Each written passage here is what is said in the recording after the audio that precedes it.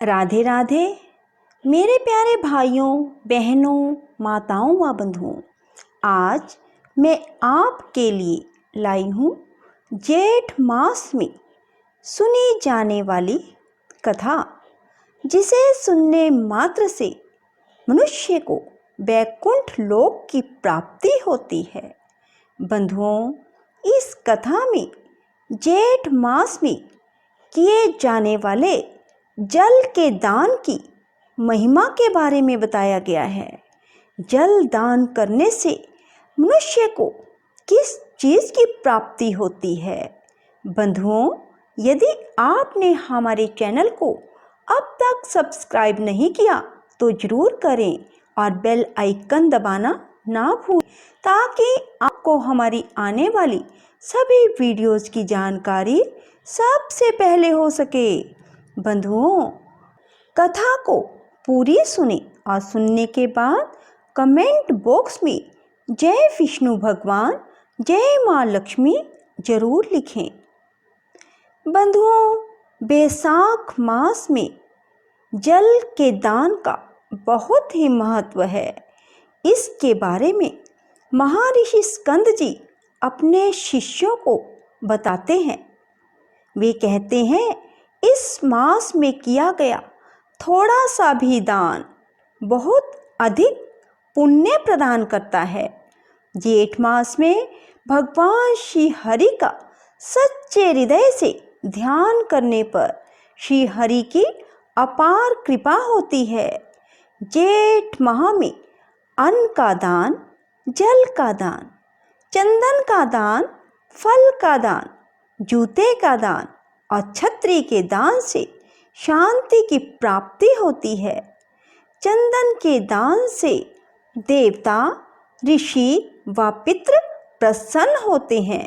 सभी मनुष्यों को जेठ माह में निर्जन क्षेत्र में प्राणियों की रक्षा के लिए जल का दान करना चाहिए, अर्थात प्याऊ लगवाने चाहिए। मनुष्य को जेठ माह में निर्जन वन में छायादार वृक्ष लगवाने चाहिए। बंधुओं, यदि ऐसा करते हैं तो आप पर श्री हरि की अपार कृपा होती है। जेठ माह में जल जैसा दान हो ही नहीं सकता।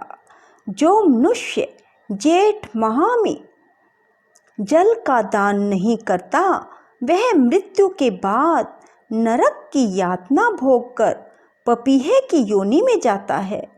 इस विषय में तुम्हें एक कथा सुनाने जा रही हूँ।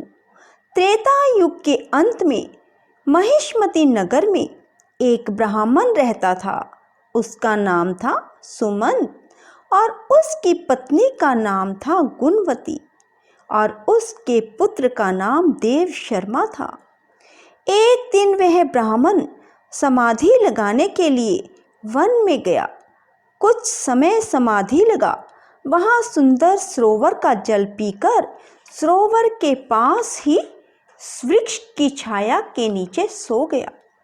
जो भी जीव वहाँ पानी पीने के लिए आता, वह ब्राह्मण को देखकर डर कर भाग जाता और जल पीने से वंचित रह जाता। कुछ नन्हे जीव तो प्यास के कारण मृत्यु को प्राप्त हो गए।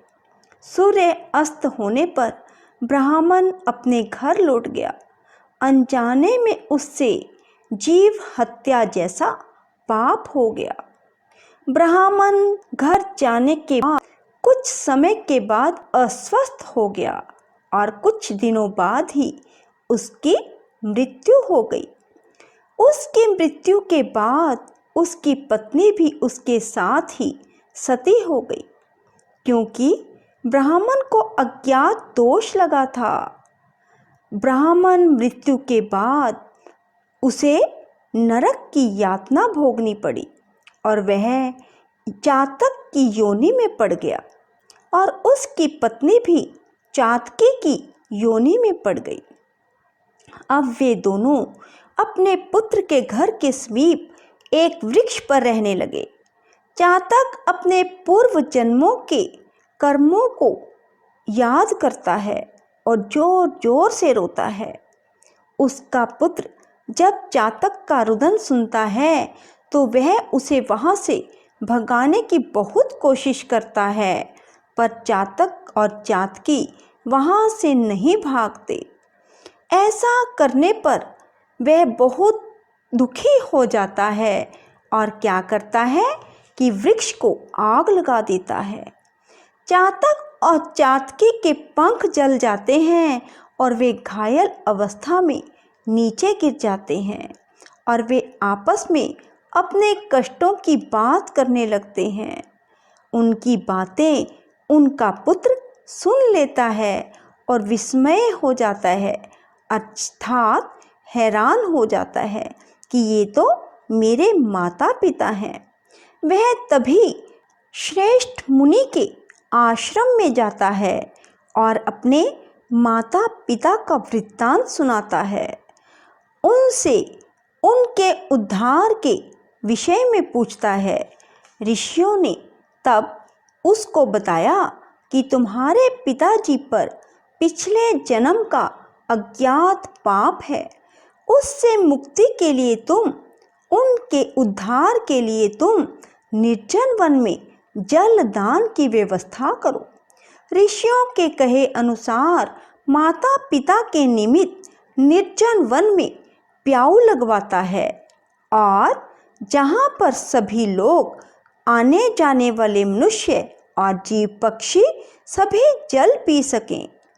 उसके इस पुण्य के प्रभाव से उसके माता पिता चातक चातकी की योनि से छूटकर अपने पुत्र को सुख समृद्धि का आशीर्वाद देते हुए वैकुंठ लोक को चले जाते हैं।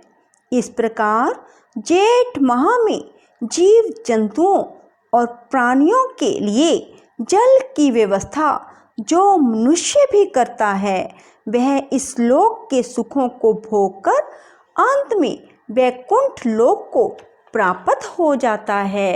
राधे राधे, जय श्री कृष्णा।